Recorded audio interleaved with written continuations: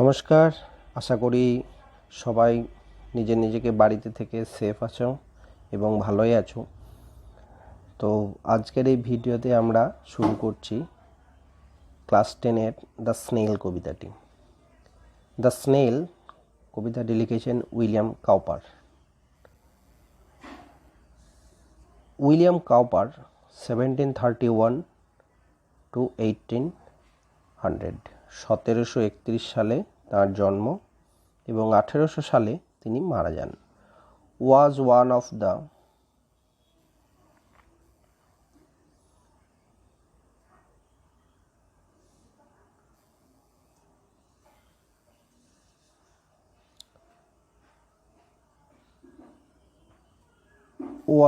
one of the most popular poets of his times.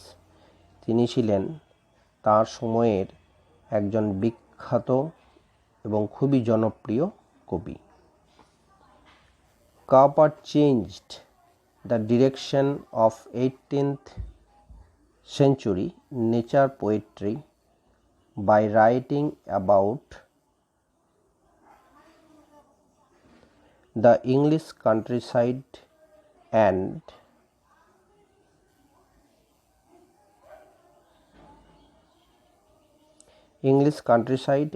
the everyday lives of people. অর্থাৎ ইনি 1800 শতকে ইংরাজি কবিতা লেখার যে ধারা ছিল, প্রকৃতি বিষয়ক কবিতা, সেই কবিতা লেখার ধারাটিকে তিনি পরিবর্তন করে দিয়েছিলেন। কিভাবে? তিনি কবিতা লিখেছিলেন ইংল্যান্ডের গ্রাম্য জীবন এবং সাধারণ মানুষের জীবন বিষয় নিয়ে। His famous works include Olney Hymns and the Task. তার বিখ্যাত দুটি লেখা হচ্ছে the Olney Hymns and the Task। এবার কবিতাটা সম্পর্কে আমরা কিছুটা জানব।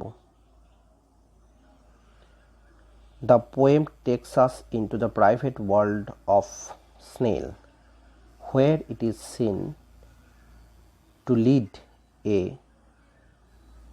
self-sufficient life.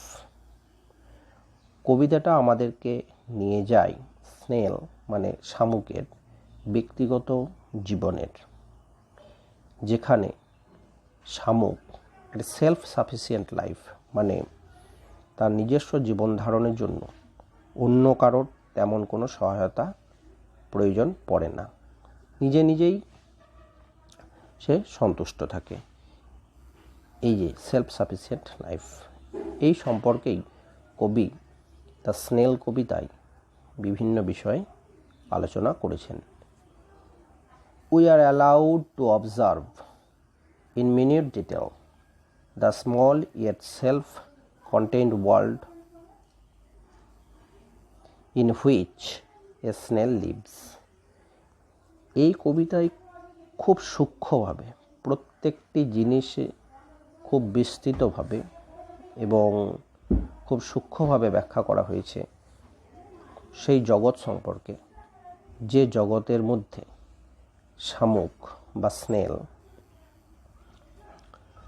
তার নিজস্ব জগতে বাস করে। এবার আমরা কবিতাটা পড়ব। To grass or leaf or fruit or wall the snail sticks close nor fears to fall as if he grew there house and all together. কবিতার ভাষা সঠিকভাবে বুঝতে গেলে যেটা আমাদেরকে করতে হবে সেটা হচ্ছে যে কবিতার লাইনকে আমাদের ইংরেজি লেখার যে বেসিক একদম প্রাথমিক পদ্ধতি, অর্থাৎ প্রথমে সাবজেক্ট, তারপর ভার্ব, তারপর বাকি সব কিছু, সেই অনুযায়ী লাইনকে সাজিয়ে নিতে হবে। কবিতার মাধুর্য সৃষ্টির জন্য, কবিতার ছন্দ ধরে রাখার জন্য কবিরা কী করেন, বিভিন্নভাবে কবিতার লাইনকে ভেঙে চুরে সাজিয়ে দেন। এখন ঘটনা হচ্ছে আমরা বুঝতে তখনই পারি না যখন এই লাইনগুলোকে একসঙ্গে পড়ি, কিন্তু এটাকে ঠিকভাবে সাজিয়ে নিলে আমাদের বুঝতে অতটা অসুবিধা হবে না। যেমন এখানে যেভাবে সাজাতে হবে, the snail sticks close, the snail এখানে সাবজেক্ট, স্টিক্স ভার্ব, ক্লোজ। এবার ক্লোজ থেকে আমাকে এখানে আসতে হবে to grass or leaf or fruit or wall. তাহলে the snail sticks close to grass or leaf or fruit or wall, অর্থাৎ শামুক আটকে থাকে কিসে? গ্রাস ঘাসে, অর লিফ পাতাতে, অর ফ্রুট ফলে, অর ওয়াল অথবা দেওয়ালে। পরের লাইন, নর ফিয়ার্স টু ফল, নর ফিয়ার্স টু ফল, যার পড়ে যাওয়ার কোনো ভয় থাকে না। As if he grew there house and all together, যেখানে সে বড় হয়েছে সেটাই তার বাড়ি, সেটাই তার সব কিছুই একসঙ্গে। অর্থাৎ একটা শামুক ছোট থেকেই তার খোলসের মধ্যেই বড় হয়, তাহলে সেই তার খোলসটাই হচ্ছে তার বাড়ি, তার খোলসটাই হচ্ছে তার সব কিছু। নেক্সট লাইনে যেমন, next stanza, within that house secure he hides when danger imminent betides of storm or other harm besides of weather। দেখি এটাও আমরা সেই একইভাবে সাজিয়ে নেব, আবার সাজিয়ে না নিলে বোঝা যাবে না। এখান থেকে এই যে হি হাইডস সিকিউর, সে লুকিয়ে ফেলে নিরাপদভাবে। কোথায়? উইদিন দ্যাট হাউস, একটি শামুক বা স্নেল যে খোলস বা খোলসের মধ্যে বাস করে, সেই খোলসের মধ্যে সে নিজেকে লুকিয়ে নেয়। কখন লুকিয়ে নেয়? When danger imminent betides, when danger imminent betides of storm, যখন সে কোনো ঝড় বা এই ধরনের কোনো প্রাকৃতিক বিপর্যয়ের বিপদ আসন্ন দেখে, তখন সে কী করে? নিজেকে তার ছোট্ট খোলসের মধ্যে লুকিয়ে নেয়। ঝড় ছাড়াও আর কি করে? Of other harm besides of weather, ঝড় ছাড়াও অর্থাৎ আবহাওয়াজনিত যে কোনো বিপদ ছাড়াও কিন্তু সে নিজেকে তার ছোট্ট খোলসের মধ্যে লুকিয়ে নেয় যখনই কোনো বিপদের আশঙ্কা সে দেখে। নেক্সট স্ট্যাঞ্জা,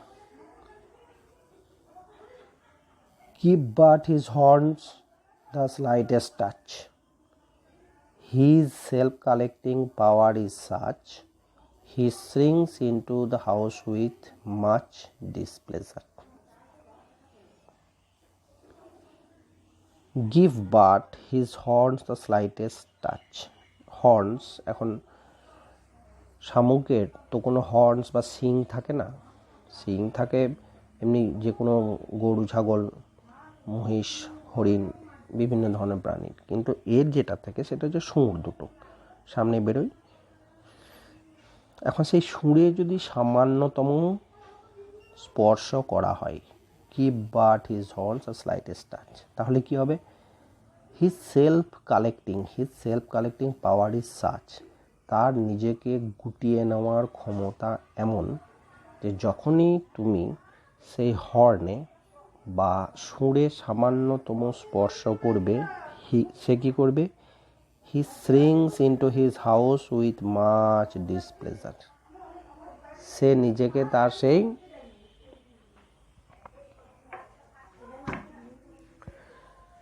ছোট্ট খোলসের মধ্যে বা শামুকের সেই খোলসের মধ্যে প্রচণ্ড বিরক্তি সহকারে নিজেকে গুটিয়ে নেয়। তার মানে তাকে কেউ টাচ করুক বা তার সুরে কেউ স্পর্শ করুক, এটা সে একেবারেই চায় না।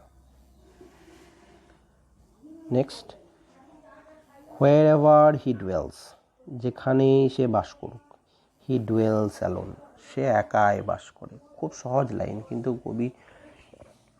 কবিতার মাধুর্য এখানেই যে খুব সহজ জিনিসকে এমনভাবে কবিরা আমাদের চোখের সামনে তুলে ধরেন যে সেটাই অদ্ভুত রূপে আমাদের চোখে প্রতিভাত হয়। তাহলে যেখানে সে বাস করে সে একাই বাস করে, তার খোলসের মধ্যেই তো তাকে থাকতে হয়, এর বাইরে তো যাবার তার কোনো উপায় থাকে না, তাহলে সে তো একা বাস করবে, এটা তো স্বাভাবিক ব্যাপার।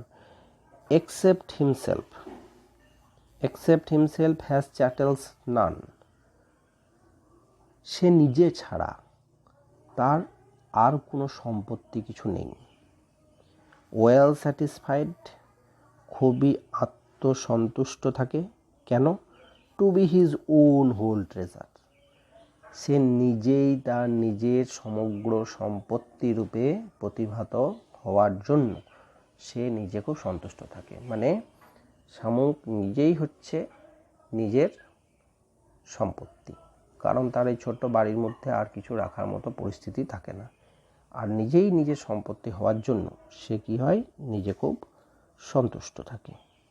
ঠিক আছে, এইটুকুই কবিতাটা। এরপরে আমাদের যেগুলো আছে টেক্সচুয়াল কিছু প্রশ্ন আছে, সেই প্রশ্নগুলোর উত্তর আমরা করে নেব। দেখা যাক। Choose the correct alternative to complete the following sentences.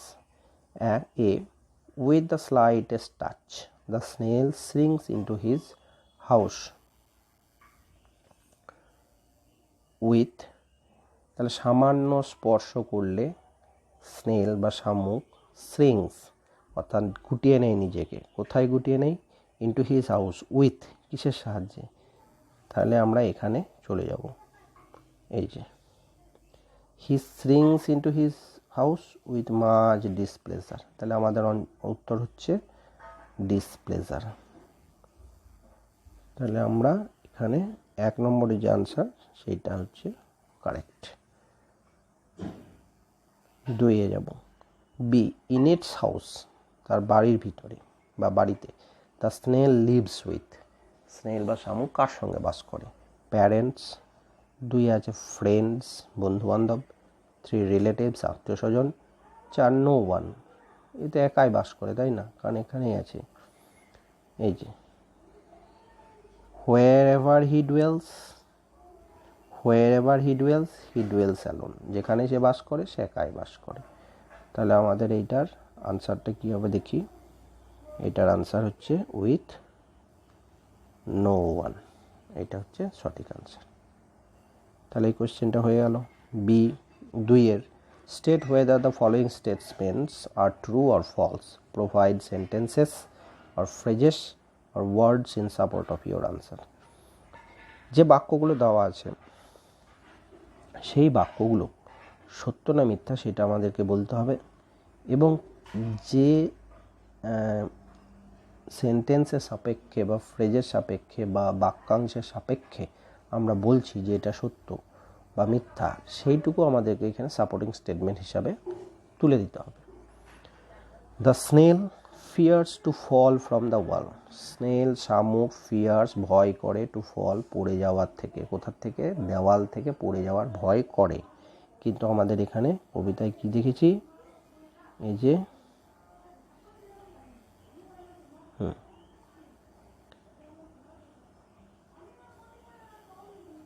এই যে এখানে আছে কি, নর ফিয়ার্স টু ফল, তার পড়ে যাওয়ার কোনো ভয় থাকে না। তাহলে আমাদের সাপোর্টিং স্টেটমেন্ট এইটুকুই, নর ফিয়ার্স টু ফল। এবং তাহলে আমাদের কি দেখলাম, বাক্যটা সত্য না মিথ্যা? অবশ্যই এটা the snail fears to fall from wall, তাহলে এটা ফলস, এবং তার সাপোর্টিং স্টেটমেন্ট ওইটা। ওকে, এবার যাব। The snail comes out of his house during a storm. The snail comes out of his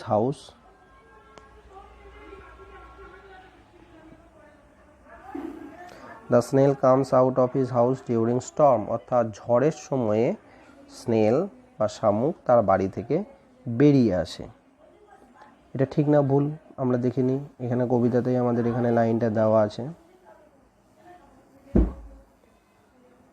এই যে